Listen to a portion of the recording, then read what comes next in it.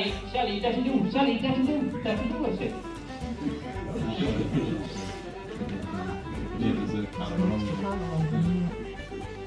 Good job, good work.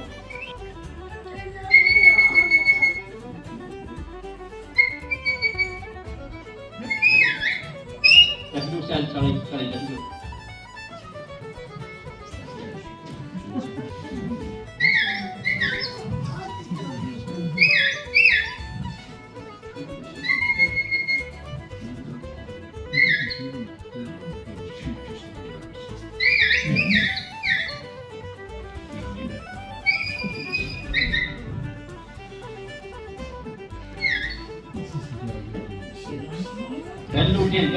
Jill, come away, doesn't do. Jill, doesn't do. Jill. Oh yeah. Let's do it, come away, doesn't do. Good out. Right, so folks, I'm John. I'm the Christian farmer here at Cahalan, and you're all very welcome. Our family folks are here just over 300 sheep, and we have a generation after me, and a little grandson after that. So we should be around another while, please God. Now we have 4 dogs to show you. Can you hear me okay down there, lads? Yeah. We have 4 dogs to show you. They're all purebred normal collies, and they're all trained or training to look for sheep and collies. And I'll explain the difference as we go along. There's one down there, Sally, come here. Sally. This is Sally. She's just 3.5 old. Just beginning to train. It'll take her 2 more years before she's fully trained. This is Jill. She is 2.5. It'll take her another year. Now, what takes the time, folks, is to send them out to the hill about nearly a mile away from you, and walk about 3 or 4 other dogs together.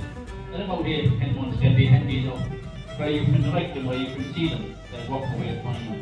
So it takes time to be able to send that dog work properly with other dogs, because young dogs will always want to do everything first. They won't wait properly for others. So they need that bit of age before they do that. There's a saying in Irish that says, "Ni haven't either of age," and that means that wisdom doesn't come before age. So you need that bit of age. Now, the other 2 Rose and Lynn. Rose, they're the 3 of them. This is Rose coming up here. She's 10, and Lynn is 14. Now, they're all trained or training to work for sheep and cows, but Lynn is not too keen in the sheep. She's more of a cow dog than a sheep dog. And training a dog, folks, they always say, will teach you patience, good manners, and bad language. And then there, she brings everything and all that. Now, the difference between your sheep and your cow dog.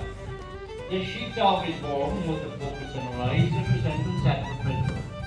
She creeps like a predator, and of course the sheep has a fear of the predator. That's enough to move the sheep, it doesn't have to touch it. But for the cows and the cattle, that's a different job. The cows would have no fear of your dog, so you need something that nips their feet. Now you should nip it down low there at the back, and you should lift the foot the animal has to wait on. If he nips the one that's lifting, he's going to get it smack bang on the face. Doesn't do him a bit of harm, they'll just roll him over and wake him up a little. If they have the proper temperament, people raise their temper, they'll get up there by the way they just fine. But if not, they go to the wall, their tail between their legs, then they get their tail between their legs, still they cry about it. If that's the case, they may as well give that dog away as a thing, because he's good for nothing else. There is no point in trying to train something that hasn't temperament. The dog will always be shy. But once your dog doesn't survive though, he doesn't survive that spot there. As soon as he bites, he lays down there on the spot. The animal dangerously will have to take one more step before he can lift that thing. He won't get picked anymore, there's no kidding. And it's very rare for a well-trained dog to get picked anymore. Then of course we let the dog go back to the sheep again. Send them out through the gates, go out to the car gate, back in again, back into the surface down the cell. I do that controlling the dog with the whistle, that's the whistle. When I've been back in the circuit, I show you how the dogs are trained. They're trained to the boys before they're trained to the whistle. So the house Danny first, and she's put him through the first couple of gates first. Then we'll change the house gate. You saw the sheep with 2 young dogs working. Then when I've been back in the circle, I show you how all the dogs are trained. So from up to my put out between box of whistles of here to the money, and we have to go with the Gil, come here. Gil, get up here. Gil, get up here.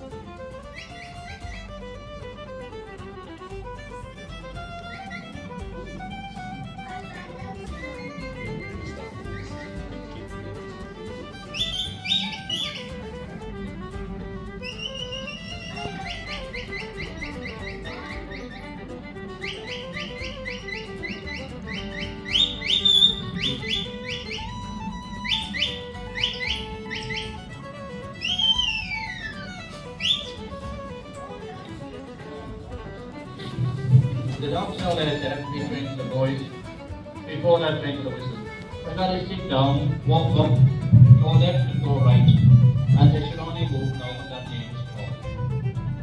You want your dog to go to the right, you should shout its name at a right speed. When it's left, it's come back. So we take Sally first one out down to the left, which is walk to the right. Sally, go back where you should be, they're told. Sally, go back.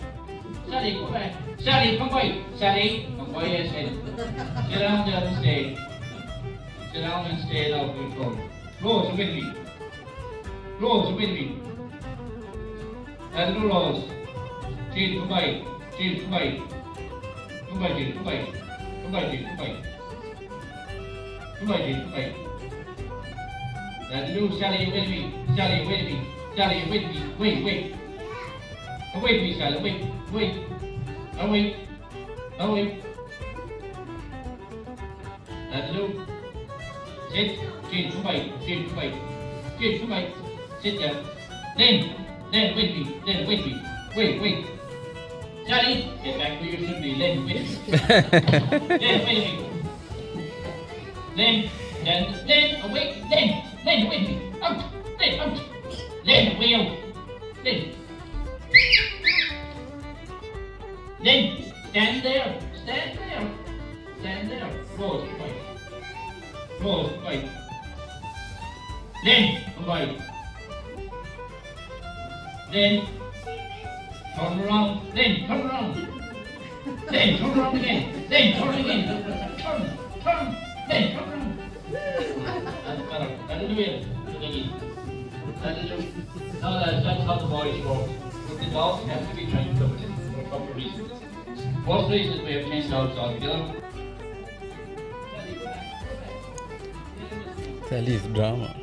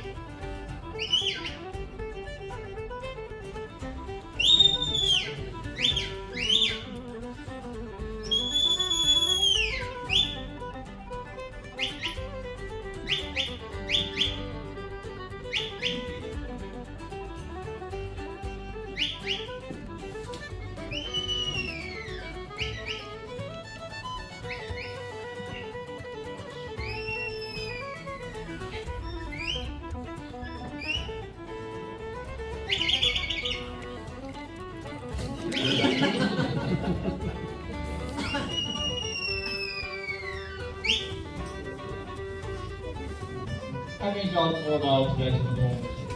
And all the left is the right. Which is it's easy to get back out to the right and we hope for the best. So they're just about around the step, then I'll stop them. Then we'll let the other 4 run, and after that I'll train for all 4 running together. So listen up now again, listen up.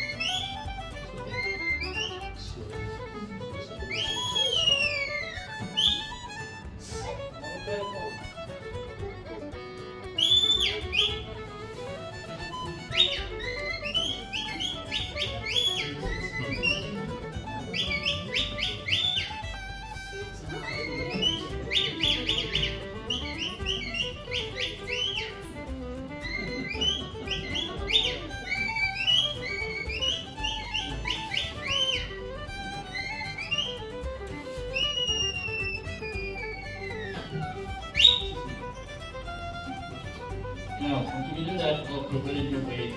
This is your down slope that you do. Now, I'll put the sheep out of the stocking gear there and put the 4 dogs around them. Then I'll try and get up here, Jim, get up here. Jim, get up, Jim, come up here, Jim, get up. Jim, get up, come on, get up, Jim, get up. Come on, Rose, get up. And do Rose. Then come by. Then come by. Come by. Then come up here. Doesn't do. Rose, come up, Rose. No, Rose, not too much. Go back. Go back into the thing. Stay there. Yeah.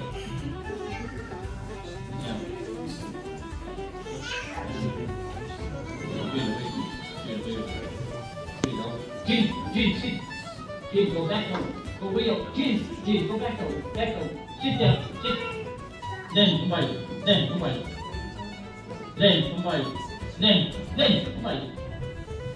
Then back. That's it. Down here. Jim, come here. Jim, come here. Jim, up here. Jim, come by. Come by. Sit.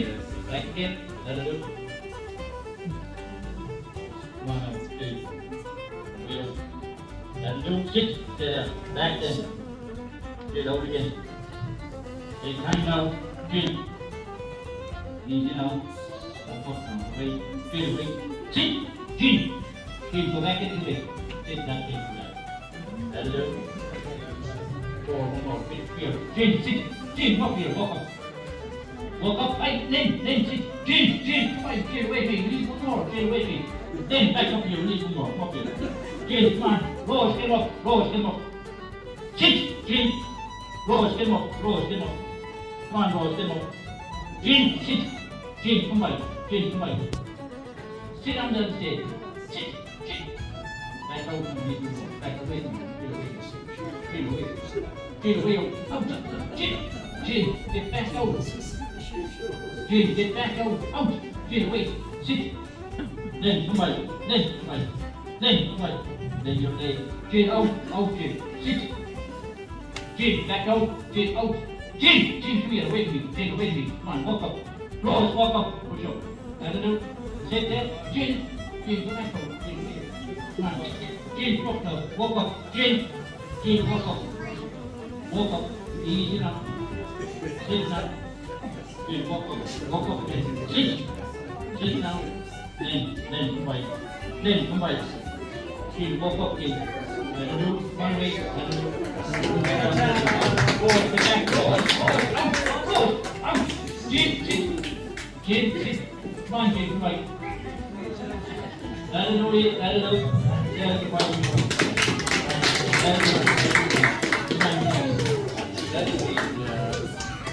Now, you can see folks, that'll do. Now you can see it's all very small dogs we have. That's its own features here running above the stone in the hill. Out here it's broken in steps of maybe 50 to 100 feet. On the way up it's very severe on the nails and toes of the dog. But on the way down, going down the sharp stone like that you'll see, they'll put the back of the paw, they're not too heavy.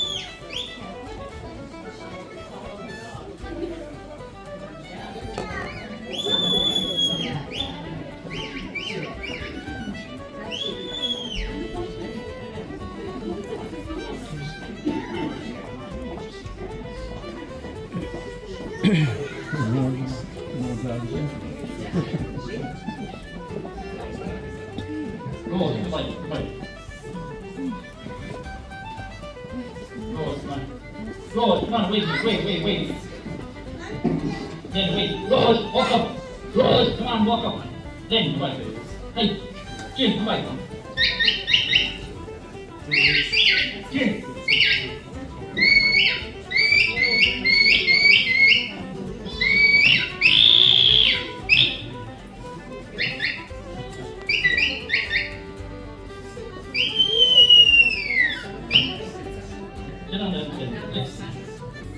Sit. Hey, Jin, sit down. Now that's my off. This black one here, that grays 2, that gears 4, that size of the markings, that's a Suffolk sheep. That's the most common breed of sheep in Ireland and it's used for meat. Now when we say meat, we really mean lamb, because that's what you do. You breed your sheep and sell your lambs to try and make a living out of your sheep. Now the lambs though have to be slaughtered before that 50 kilos, at around 48 kilos or that way, because if the lamb passes up 50 kilos, the flavour will begin to change to mutton. And nobody eats mutton now anymore. And the butcher doesn't want it either, because if he sells lamb to the housewife and it tastes like mutton, you can be damn sure he'll be in trouble the next day. He doesn't want to taste an empty housewife. So he won't take him after about 48 kilos. This is a Jacob sheep. Now that Jacob breed originates in Africa. But this particular one has 4 horns, as you can see. It's unusual enough for the females to have the 2 side horns. But if she were male, those 2, they'd come right down beside its base, down to its chin. That's how you know the male from the female in the field. The small little grey one just walking across there, that one, that's a Shetland sheep. Comes from the Shetland Islands off Scotland. And it will never grow any bigger. The most valuable part of that little sheep box is its wool.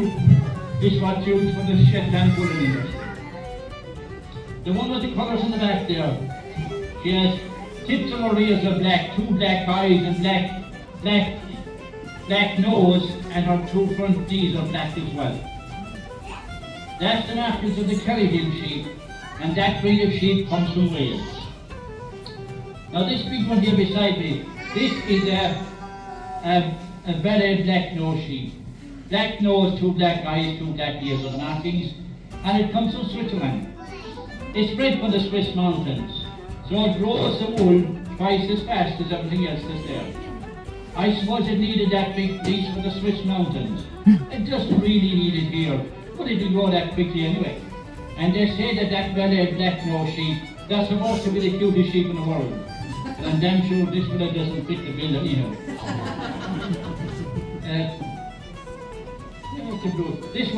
This is a blue Leicester sheep. Now that blue Leicester is a happy breed. You can use it in the hills of the lowland. But it grows a very fine white fleece of wool when it's fully grown. The weavers like it. It makes a very fine thread when it's woven. And they say that blue Leicester wool is the next best wool to the merino wool that's grown in the sheep in Australia. Now the next thing is the colours on the back and the blues that's here on the rump. That blue's on the rump there first. That's put on by your ram at mating time. There'll be a colour put on your ram straight in there between his 2 front legs and his chest. When he makes your sheep, he'll rub that colour off down the rump here. Now that colour will be kept on your ram for the first 3 weeks of the breeding season. And that will let you know just how many sheep the ram has mated with for that 3 weeks. They'll be all coloured back there with whatever colours on the ram, blue in that case. Then 3 weeks into the cycle, then you change the colour down here on the ram to a different colour. You change the colour here. Then you see during the second 3 weeks, if there are too many sheep getting coloured back here with that different colour, well, it means the ram hasn't been doing his job properly in the first place. He might be doing his best. The sheep will be getting coloured, you see. But if there are too many of them getting coloured, that means they're not getting pregnant. So the ram must be falling down, there's something wrong anyhow. And if you don't change your ram at that stage, you'll have no lamb. But then when you go up the hill in the springtime again, you see, to take your sheep in for lambing, there'll be a different colour right there for every 3 weeks of lambing. So there's no need to take all your sheep in one go. Just take them in, one colour at a time, go back in 3 weeks, take in the next, and they'll lamb away like that. Now the 2 colours that are there on the back, that's red and green. Here on the bottom, every farm is independent. But along most of our west coast, there's a thing known as common. That's where a number of farmers will use the same hill or the same property. The sheep will be sprayed in different colours on the way up. So when they're flocked down again, then each farmer can pick out his own sheep with his own colour. Now here in the morning, those sheep are all shorn about the end of April or early May. And when you take off that wool, you take off a little bit of the lanolin as well. That's an oil or a grease that's just inside that wool. That's what keeps the sheep dry. The wool just keeps them warm. And when that wool was used in the islands for knitting the sweaters for the fishermen, it wasn't washed at all. They left the lanolin in it. They figured to keep the fishermen warmer and drier when they were out of the boats. I suppose that's like sheep. But the normal way though would be to shear the sheep, wash the wool, card it, spin it and knit with it. And they tell me to take the wool from 3 of those small sheep. They have enough of wool to make 2 sweaters. And the world record for shearing the sheep or taking the wool off the sheep with the engine of the electric motor is held by an Irishman, a man from Donegal, and it's 47.9 seconds. So I guess if you wanted a quick haircut, there's a man for sure. Hello cuties! How are you doing? You don't like me? Come.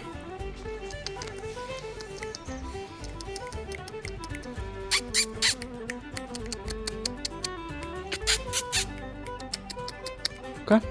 Go. Don't be a sheep. Come, come.